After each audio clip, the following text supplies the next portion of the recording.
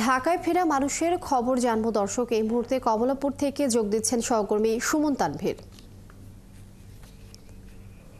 তানভীর, আপনি রেল স্টেশনের সেখানে রয়েছেন, কি দেখছেন? রেল স্টেশনে ফিরতি যাত্রীদের ভিড় কেমন এবং ঢাকায় ফেরা মানুষের খবরাখবর কি অবস্থা দেখছেন? সবকিছু মিলিয়ে সার্বিক পরিস্থিতি জানাবেন।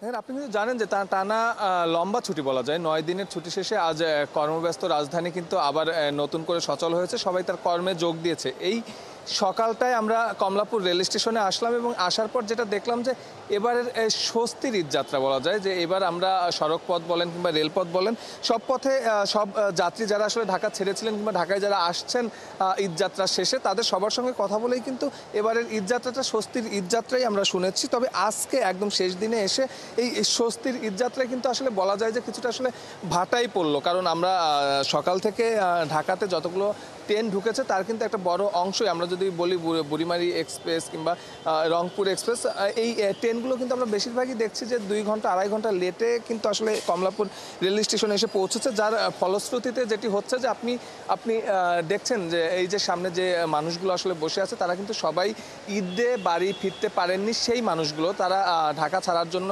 এখানে এসে সকাল থেকে বসে আছেন। তাদের অনেকেই তাদের একটি অংশ কিন্তু আসলে এই ট্রেন যেহেতু বিলম্বে রাজধানীতে পৌঁছেছে, সেই ট্রেনটি আবার ফিরতি যাত্রী নিয়ে আবার ঢাকা ছাড়বে। যেহেতু সময় মতো পৌঁছাতে পারছে না ট্রেনগুলো, সো তাদের কিন্তু আসলে বেশ খানিকটা ভোগান্তির মধ্যে দিয়েই যেতে হচ্ছে। এবং তারা বলছিলেন যে আসলে ঈদে তারা পরিবার পরিজন নিয়ে আসলে ঢাকা ছাড়েননি, শুধু ছুটির কারণে নয়, ঈদে যেহেতু অতিরিক্ত ভিড় হয় এবং নানা রকম ভোগান্তির মধ্যে দিয়ে ঈদযাত্রায় পড়তে হয়, যার জন্য তারা একটু স্বস্তিতে এবং একটু খোলামেলা ফাঁকা পরিবেশেই আসলে তারা চাচ্ছিলেন যে তারা ঢাকা ছাড়বেন পরিবার পরিজন নিয়ে। কিন্তু আসলে এমন পরিস্থিতিতে পড়তে হবে তারা এটি আসলে বুঝতে পারেননি। তবে সকাল থেকে আমরা যেটি দেখছিলাম যে বুড়িমারি এক্সপ্রেস যেমন 2 ঘন্টা পরে এসেছে এবং সেটি কিন্তু ঢাকা দিন শেষে ছেড়েছে। এবং খুব স্বাভাবিকভাবেই যারা আসলে ঢাকা ছাড়তে চান এই ঈদের ছুটি কিংবা ঈদের ছুটির পরেও, সেটি কিন্তু প্রিয় মানুষগুলোর সঙ্গে দেখা করার তাগিদেই। সো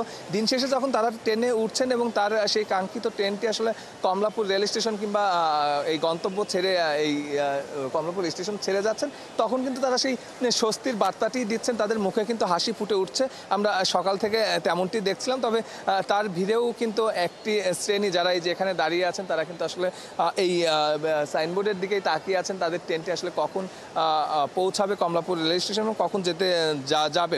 আজকে আবার আরেকটি বিষয় যেটি দেখছিলাম যে আজকে যেহেতু শেষ দিনও বলা যায় না, একদম অফিস আদালত সব খুলে গেছে। সো যারা আসছিল যে ট্রেনগুলো আসলে কমলাপুর স্টেশনে ঢুকেছে, সেই সব ট্রেনগুলোর ছাদেও কিন্তু আজকে আমরা যাত্রী পরিবহন করতে দেখেছি। তবে ছাদে ওঠা যাত্রীরা আমাদের বলেছে যে স্টেশন যারা রেলওয়ে কর্তৃপক্ষ আছে তারা আপ্রাণ চেষ্টা করেছে তাদের ছাদ থেকে নামিয়ে দেওয়ার জন্য, কিন্তু আসলে তারা বাধ্য হয়ে ছাদে উঠেছে।